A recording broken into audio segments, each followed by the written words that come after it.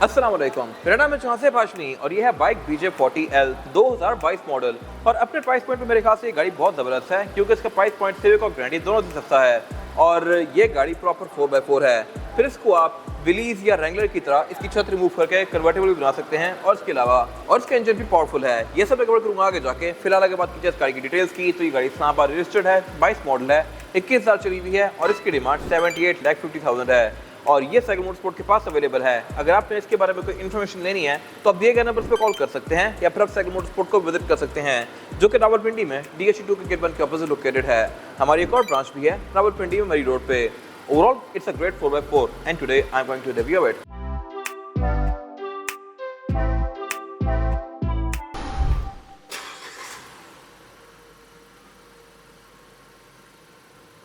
Alright, driving the bike BJ40L 2022 और ये गाड़ी साइज के लिहाज से तो अच्छी खासी बड़ी है और मेरे ख्याल से अपनी प्राइस पॉइंट को पूरी तरह से जस्टिफाई करती है क्योंकि जितने पैसों में ये गाड़ी है अगेन इतने में सिविक की गारंटी आती है बट ये एक ऊंची अच्छी खासी बड़ी गाड़ी है और ये प्रॉपर 4x4 है। लेकिन ये गाड़ी पाकिस्तान में जो रह गई थी मोस्टली इसकी जो मेन वजह थी बहुत ज़्यादा ना चलने की वो थी इसकी फ्यूल इकॉनमी। ये गाड़ी एवरेज वैसे लोग क्लेम करते हैं कि बहुत ही कम देती है बट इसको मैं जितना टाइम ड्राइव कर रहा हूँ ये गाड़ी मुझे 8 लीटर पर 100 किलोमीटर या 10 लीटर पर 100 किलोमीटर की एवरेज दे रही है जो कि मेरे ख्याल से अच्छी है। तकरीबन ये 10, 11, 12 की एवरेज बन रही है। आई एम नॉट श्योर कि लोग इसको कहाँ यूज़ करते हैं लेकिन मुझे तो इसकी एवरेज अच्छी आ रही है। क्या पता इसको अगर मैं बिल्कुल अंदरून शहर में ले जाऊँ तो फिर इसकी एवरेज पूरी आए। बाकी जहाँ तक बात है इस गाड़ी की ओवरऑल ड्राइविंग की तो ये थोड़ी सी बम्पी है हर SUV की तरह। ऑब्वियसली इसको प्राडोस वगैरह से कंपेयर नहीं कर सकते ना प्राइस पॉइंट ऑब्वियसली इसको प्राडो वगैरह से कंपेयर नहीं कर सकते ना प्राइस पॉइंट के लिहाज से ना ड्राइविंग के लिहाज से बट अपनी लीग में ये गाड़ी अच्छा ऑप्शन है। और इसकी फिर जो सबसे फिट चीज़ है वो ये है कि इसकी छत और इसके बैक वाले मोस्टली एरियाज आप रिमूव कर सकते हैं और इस गाड़ी को प्रॉपर आप रेंगुलर वाली या विलीज वाले लुक दे सकते हैं। फिर ये गाड़ी न्यू और ओल्ड का एक अच्छा मिक्स एंड मैच है। इसमें मीटर पूरा ही स्क्रीन दी गई है जो कि मेरे ख्याल से बड़ी फिट चीज़ है और यहाँ पे सेंटर में भी काफ़ी बड़ी स्क्रीन दी गई है जो कि काफ़ी हद तक मर्सिडीज से इंस्पायर्ड है। स्टीयरिंग व्हील भी इसका लुक्स के लिहाज से मर्सिडीज से इंस्पायर्ड है और फीचर्स भी यहाँ पे ठीक हैं। इसमें क्रूज कंट्रोल आता है और इसके अलावा इस गाड़ी के बहुत सारे फीचर्स को आप यहीं स्टीयरिंग से यूज़ कर सकते हैं। बाकी जहाँ दोबारा इस गाड़ी के ओवरऑल राइड कंफर्ट की थोड़ी सी बम्पी है ऑब्वियसली क्योंकि इसमें टायर बहुत बड़े हैं और इसका सस्पेंशन भी ऑफ रोड वाला है तो रोड्स पे ये गाड़ी आपको थोड़ा सा बम्पी फील करवाएगी। लेकिन बाकी ओवरऑल मेरे ख्याल से गाड़ी एक अच्छा पैकेज है स्पेशली अपने प्राइस पॉइंट पे।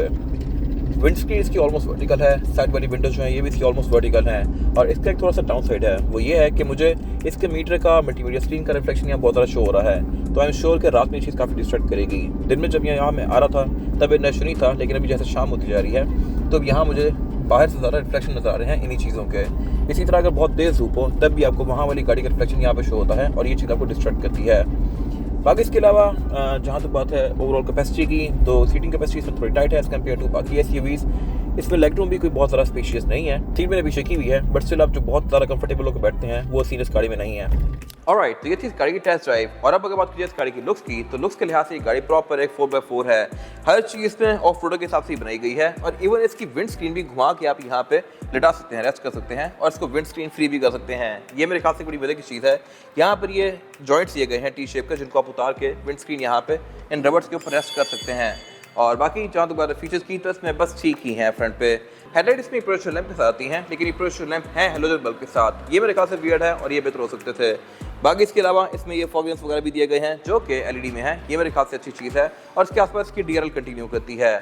बाकी इसकी ग्रिल जो है ये U शेप में दी गई है। सेफ्टी फीचर वगैरह इसमें कोई बहुत ज़्यादा नहीं आते, टू द पॉइंट है ये गाड़ी। कोई ना पार्किंग सेंसर है ना इसमें रडार वगैरह है और बाकी यहाँ पे रेड कलर के टो हुक्स दिए गए हैं जो कि इसके चेसिस के साथ ही माउंटेड हैं। और जहाँ तक बात है इसकी एब्सोल्यूट साइड प्रोफाइल की तो यहाँ से भी ये गाड़ी काफ़ी इंटरेस्टिंग है। यहाँ पे भी बहुत सारे पार्ट्स रिमूवेबल हैं जैसे कि इस गाड़ी के ये डोर्स, इनको आप स्पेशल चाबी लगा के इनको अनस्क्रू करके इन डोर्स पे मूव कर सकते हैं। फिर छत का जो ब्लैक वाला पार्ट है ये भी रिमूव कर सकते हैं, इनके लिए तो कोई चाबी की जरूरत भी नहीं है। अंदर से डायरेक्ट सिर्फ क्लिप्स दिए हुए हैं जिनको आप अनस्क्रू करके इसको उठा के निकाल सकते हैं। फिर इसी तरह इसकी बैक का ये वाला एरिया भी और ये वाला एरिया भी रिमूव हो जाता है। ये शीशे वगैरह भी इसकी छत के सारे चले जाते हैं और यहाँ पे इसका प्रॉपर एक रोल केज है जो कि इसकी लुक्स को काफ़ी बेहतर बनाता है और ये रोल केज उलटने के केस में इस गाड़ी को काफ़ी हद तक बचाता भी है। ये तो सारा प्लास्टिक है और वही चीज़ है जो कि गाड़ी को उलटने के बाद आपको बचाती है। बाकी इसके अलावा ये डोर्स सारे रिमूव हो जाते हैं। ये और फ्रंट्स भी आप रिमूव कर सकते हैं। डोर्स के साथ ये भी रिमूव हो ही जाएगा तो उसके बाद आप ये भी उतार सकते हैं और इसके फिर टायर भी बॉडी से काफ़ी बाहर आ जाएंगे जो कि लुक्स को बल्कि बनाएंगे। टायर की प्रोफाइल भी इसकी काफ़ी चौड़ी है। टायर्स में है भी कूपर के जो कि अच्छे होते हैं और इस गाड़ी में एंट्री एक्सिट भी आसान है, ये आपकी हाइट पे ही है। तो इस प्राइस पॉइंट की मोस्टली गाड़ियों से ये गाड़ी मेरे ख्याल से ज़्यादा इंटरेस्टिंग है। इस तरह से कि इसका डायरेक्ट कॉम्पिटिशन ग्रैंडी है और वो एक बोरिंग डेली ड्राइवर कार है, तो इसमें मेरे ख्याल से थोड़ा बहुत फन वाला एलिमेंट है। बाकी इसके साइड मिरर के नीचे यहाँ पे इंडिकेटर्स दिए गए हैं और ग्राउंड क्लियरेंस के लिहाज से भी ये गाड़ी बहुत ज़बरदस्त है। और जहाँ तक बात है इसके रेयर एंड की, तो ये भी इसका पूरी ही गाड़ी की तरह काफ़ी खूबसूरत है। टेलर इसके अलावा एलईडी लेंस के साथ हैं और यह भी 3D वाले पैटर्न में, और इसके अलावा इसका टेल गेट साइड हिंज्ड है। इसको मैं इस तरह से ओपन करूंगा, इस पर टायर भी लगा हुआ है और ये वाला पोर्शन भी इसका इसी के साथ माउंटेड है। ये और ये दोनों चीज़ें रिमूवेबल हैं। और बैक पे इसकी ट्रंक कैपेसिटी भी अच्छी खासी स्पेशियस है। अमेनिटीज यहाँ पे अच्छी दी गई हैं, इस तरह से कि यहाँ पे प्रॉपर स्पीकर्स भी हैं। सीट बेल्ट्स के पैसेंजर्स के लिए यहाँ पे हुक्स दिए गए हैं, जहाँ आप अपना सामान बांध सकते हैं, और इसकी टूल किट वगैरह यहाँ पे आती है। स्पेयर टायर तो इसका आपके सामने ही है, और बैक पे भी इसके टो हुक्स दिए गए हैं। बैक पे गाड़ी पार्किंग सेंसर्स ऑफर करती है, और इसके अलावा यहाँ पे इसकी रेयर फॉग भी आती है। और इसके अलावा बाकी एंट्री और एग्जिट यहाँ पे भी आसान है। ये गाड़ी थोड़ी सी ऊंची, बट यहाँ पे इजीली बैठा जा सकता है। और इसकी ट्रंक को बंद करने का तरीका ये है कि पहले आप इसकी विंडशील्ड बंद करेंगे और फिर नीचे वाला पोर्शन बंद होगा। विंडशील्ड लॉक नहीं होती, ये मेरे ख्याल से वियर्ड चीज़ है, बट ये वाला एरिया लॉक हो जाता है। विंडस्क्रीन आप वैसे खोल सकते हैं अगर टायर उतरा बहुत तो। और जहाँ तक बात है इस गाड़ी के इंटीरियर की, तो यहाँ पे कलर टोन्स भी ऑफर होती हैं। एक तो ये चेरी वाला इंटीरियर है और फिर इसमें डार्क ब्लू इंटीरियर भी आता है। मेरे ख्याल से ज़्यादा खूबसूरत ये है क्योंकि ब्लू इंटीरियर सबकी बहुत ज़्यादा इन रहे नहीं है। और बाकी स्टीयरिंग व्हील भी इसका लुक्स के लिहाज से है काफ़ी खूबसूरत, बट ये मर्सिडीज से इंस्पायर्ड है, जैसे कि मैंने पहले बताया। सेम गोस फॉर मीटर, और ये मीटर पूरी स्क्रीन है। तो ये गाड़ी इन शॉर्ट एक लेटेस्ट और एक विंटेज का मिक्स एंड मैच है। बाकी जहाँ तक बात है डैशबोर्ड की, तो ये प्रॉपर वैसा ही दिया गया है जैसे कि रैंगलर या फिर सही ऑफ रोड रगड़ गाड़ियों में आता है, लेकिन यहाँ पे टेक्नोलॉजी थोड़ी एडवांस दी गई है। सेंटर में जो स्क्रीन है इसमें ब्लूटूथ ऑफ, नेविगेशन, यूएसबी ये सब आता है। क्लाइमेट कंट्रोल भी आपको इसका यहीं पे शो होगा, और क्लाइमेट कंट्रोल है सिंगल जोन ही। नीचे इसके एयरवेंट्स दिए गए हैं जो कि बेसिकली बाइक का लोगो है, और इनको मैं इस तरह से ट्विस्ट करके ओपन या क्लोज कर सकता हूँ। फिर इसके सेंटर में इसका पुश स्टार्ट दिया गया है, और यहाँ पे इस गाड़ी के मोस्टली कंट्रोल्स आते हैं। आप इसको 4x4 और 4x2 में भी इसे स्विच कर सकते हैं, और इसके अलावा यहाँ पे इसका स्पोर्ट या स्नो मोड दिया गया है। स्पोर्ट मोड में ये गाड़ी गियर थोड़े से ज़्यादा होल्ड करती है, जैसे कि मैंने ड्राइविंग में दिखाया था। और नीचे पे इसके मल्टीमीडिया कंट्रोल्स दिए गए हैं। उससे जो इसका क्लाइमेट कंट्रोल है, और इसके अलावा बाकी यहाँ पे छोटी मोटी एम्बिएंट लाइटिंग कंटिन्यू करती है। गियर सिलेक्शन है इसमें B, R and D, और लेफ्ट पे करके इस गाड़ी को मैनुअल करके इस तरह से चला सकता हूँ।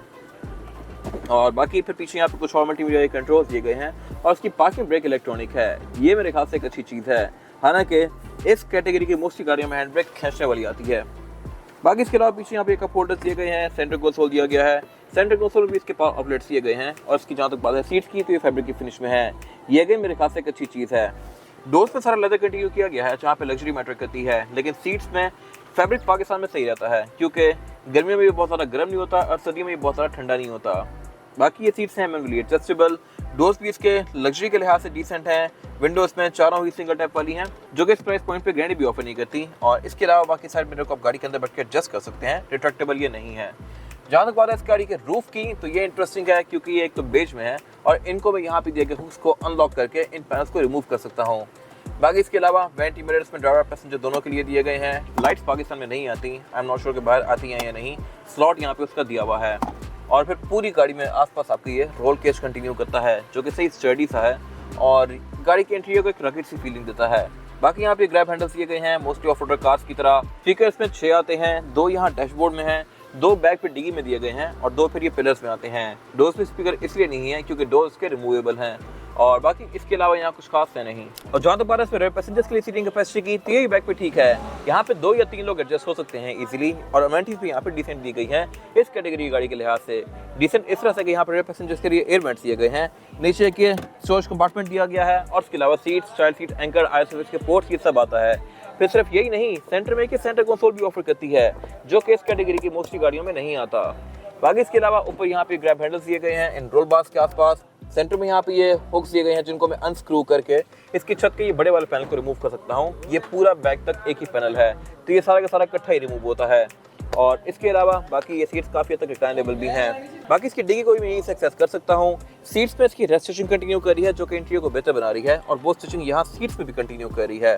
इसके अलावा यहाँ पे स्टोरेज नेट्स दिए गए हैं। फ्लोर बेड इसमें रेयर पैसेंजर्स के लिए फ्लैट है। और जहाँ तक बात है इस गाड़ी के इंजन की, तो इंजन इसमें 2 मेन ऑफर होते हैं, एक पेट्रोल और एक डीजल। पाकिस्तान में तो ये गाड़ी सिर्फ पेट्रोल ही आ रही है। इसका डीजल वर्जन भी कंपनी ने लॉन्च करना था, बट वो पता नहीं कब आएगा। वैसे कंपनी ने कहा तकरीबन 1-1.5 साल में आ जाएगा इस गाड़ी के लॉन्च के बाद, लेकिन मेरे ख्याल से 2-3 साल तो गुजर ही गए हैं कम से कम भी, और इसमें अभी तक डीजल इंजन नहीं आया। ये गाड़ी 2000 सीसी टर्बोचार्ज पेट्रोल है और ये गाड़ी 230 हॉर्स पावर प्रोड्यूस करती है, जो कि सफिशिएंट फिगर है बॉडी साइज के लिहाज से। और ये गाड़ी 4x4 है, आप इसको 4x4 और 4x2 पे स्विच भी कर सकते हैं, यानी कि सिर्फ रेव व्हील्स पे चला सकते हैं। और ये क्योंकि पेट्रोल है तो नॉर्मल खड़े हुए आइडलिंग पे ये गाड़ी बड़ी स्मूथ होती है। डीजल वाली गाड़ी में हमेशा शोर होता है, वो हिल रही होती है थोड़ी थोड़ी, और उसकी पोल्यूशन भी काफी होती है, तो उस लिहाज से ये गाड़ी एक बेहतर ऑप्शन है। जहां बात फ्यूल इकोनॉमी की, तो मोस्टली लोग कहते हैं कि इसकी एवरेज कोई बहुत अच्छी नहीं है, लेकिन मैंने इस गाड़ी को भी टेस्ट ड्राइव किया है और मुझे तकरीबन ये 10-11 तक की एवरेज दे रही थी। शायद बहुत सारा क्राउडेड एरियाज पे जाकर इसकी एवरेज कम हो जाए। बाकी परफॉर्मेंस के लिहाज से भी गाड़ी ठीक है, और इसके अलावा इसमें ABS, ट्रैक्शन कंट्रोल और ड्राइव मोड्स भी आते हैं, जो कि इस गाड़ी को बेहतर बनाते हैं। बोनट इसका ओपन स्टैंड से होता है, यहाँ पे हाइड्रोलिक्स नहीं दिए गए, बट जिस तरह की ये रगड ऑफ रोड गाड़ी है तो मेरे ख्याल से हाइड्रोलिक्स ना होना भी कोई खास इशू नहीं है।